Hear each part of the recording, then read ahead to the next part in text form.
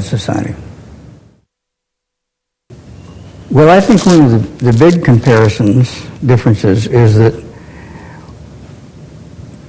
and this may be due to the population itself of patients or to some extent with the professional staff, but at any rate, we had an agreement with them that we would not stay at their lodge, that no member of the professional staff could stay in the lodge. We could come and meet with them there, but we couldn't live there.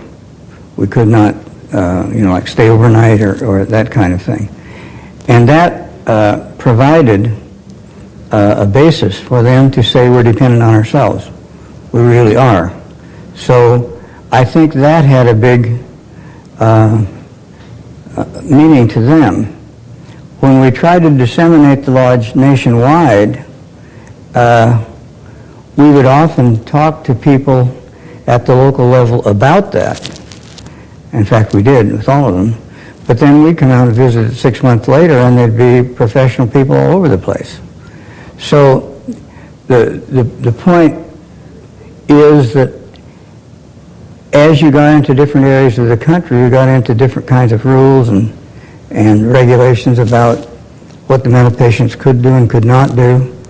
And that, I think, was perhaps one of the most difficult problems to overcome for people who wanted these patients to become self-supporting and self-sustaining. Well, I think you can say that when we went around the country trying to get groups to establish the Lodge Society, there were some groups like the Hot Springs group, John Trupp in Minnesota, and several others that had themselves been wanting to do some of the same things. Not necessarily exactly that way, but they had been wanting to have programs where the patients could work towards self-support. And those programs, some of them stopped and then started again, and then stopped again, and then started again, and then some of them went on, like has happened here, and kept on through growing and becoming better and better programs.